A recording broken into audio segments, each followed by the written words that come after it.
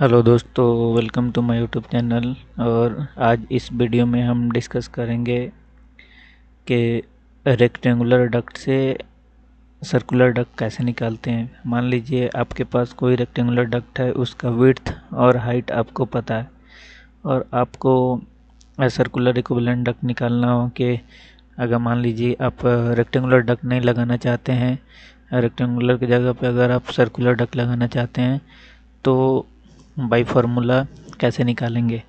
आपके पास कोई सॉफ्टवेयर नहीं है, इंटरनेट से नहीं निकाल सकते, तो अगर आपको ये फार्मूला पता है तो मैनुअली आप निकाल सकते हैं। तो जैसे कि आप ये एसरे का हैंडबुक है 2017, तो उसमें ये इक्विवेलेंट डायमीटर का ये फार्मूला दिया हुआ है। ठीक है, इस फार्मूला में जैसा कि आप देख रहे होंगे, equivalent D E equal to होता है 1.3 ब्रैकेट में a इंटू बी का पावर है 0.625 और डिवाइडेड बाई कर देंगे a प्लस बी का पावर 0.25। तो a इंटू बी हो गया एरिया और a प्लस बी हो गया उसका विड्थ प्लस हाइट।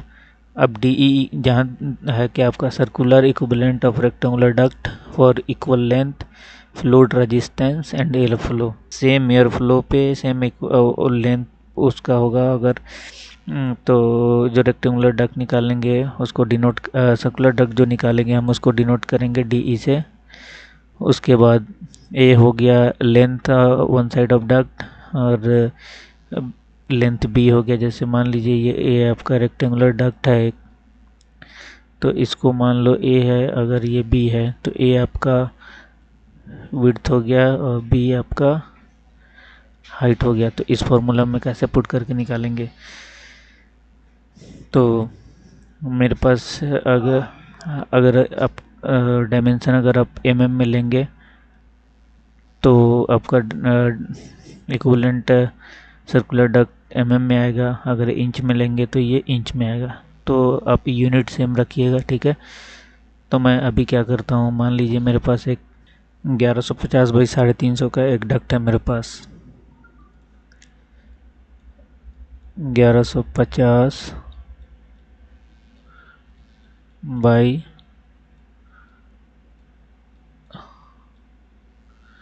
350 का। तो इसका मैं इक्विवेलेंट डक्ट डायमीटर निकालना चाहता हूँ। तो उसके लिए हमें क्या करना पड़ेगा, तो सबसे पहले हम कैलकुलेटर अपना ओपन करते हैं। अब इस कैलकुलेटर में आप देखिए, तो सबसे पहले आपको निकालना पड़ेगा एक पार्ट, फिर उसको डिवाइड करना पड़ेगा। तो अभी हम मान लीजिए ए और बी करते हैं। तो ए कितना था मेरा 350 इंटू ए कितना है 1150 इंटू बी कितना है 350 इक्वल टू कर दिए। अब इसका पावर कितना है, मेरा पावर लेंगे 0.625। अब जो मेरा वैल्यू आया है उसमें मल्टीप्लाई कर देंगे 1.3 से, मल्टीप्लाई करेंगे 1.3 से, तो ये वैल्यू आपका कितना आ गया 4139। ये ध्यान में रखिए। फिर उसके बाद हम करेंगे विड्थ प्लस हाइट, जो है आपका 1150 प्लस 350 कर देते हैं, ठीक है। तो इसका वैल्यू कितना आ गया 1500। इसका पावर कितना दिया हुआ है 0.0250।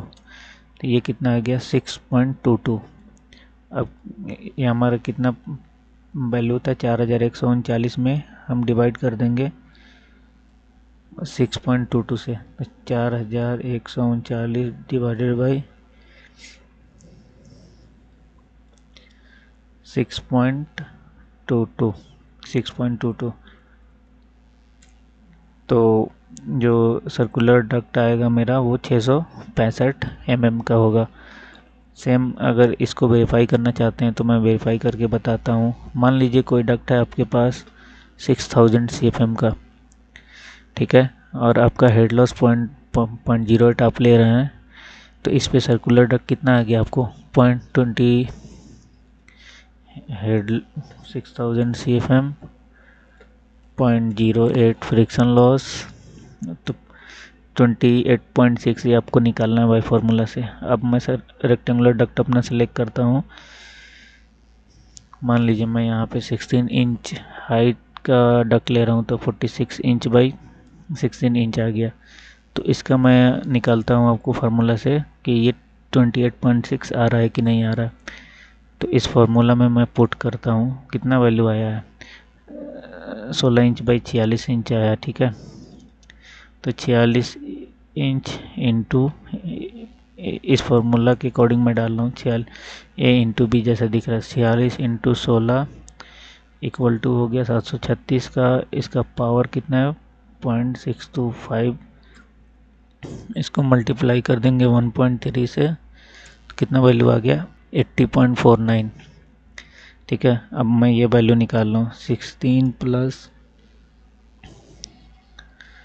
46 इक्वल टू 62 का पावर है 0.25। अब कितना वैल्यू आ गया मेरा 2.8। अब 2.8 80 में डिवाइड कर देंगे 2.8 से तो 80.49 डिवाइडेड बाई 2.80, ये कितना वैल्यू आ गया मेरा 28.7। तो अब मैं मैच करता हूँ जाके, हमारा इक्विवेलेंट डायमीटर निकल के आया है सर्कुलर डक्ट का, वो 28.7 है या नहीं है। तो अब जब आके यहाँ पे आप देखेंगे, यहाँ पे 28.6 दिया हुआ है, 6000.08 28.6 है और मेरा वैल्यू कितना है 28.7 है। तो एग्जैक्ट मैच कर रहा है, पॉइंट के बाद वो 1 डिजिट का डिफरेंस है, ठीक है। मान लीजिए यहाँ पे 28.60 होगा और यहाँ 28.7 है, तो नियरली इक्वल टू है, तो परफेक्ट है। तो इस तरीके से आपको अगर रेक्टेंगुलर डक्ट का साइज पता हो, ठीक है, तो आप इस फार्मूला का यूज करके आप इक्विवेलेंट डक्ट डायमीटर निकाल सकते हैं सर्कुलर डक्ट। और यूनिट का ध्यान रखिएगा, अगर आप यूनिट ध्यान में होना चाहिए कि आप मेट्रिक ले रहे हैं या फिर इम्पेरियल यूनिट का यूज कर रहे हैं। इम्पेरियल यूनिट में क्या होता है कि इंच और फीट होता है और मेट्रिक यूनिट में mm होता है, मीटर होता है। तो इस यूनिट का खास ध्यान देना है। तो इस वीडियो में इतना ही। अगर ये वीडियो अच्छा लगा हो तो चैनल को सब्सक्राइब कर लीजिए। मिलते हैं नेक्स्ट वीडियो में।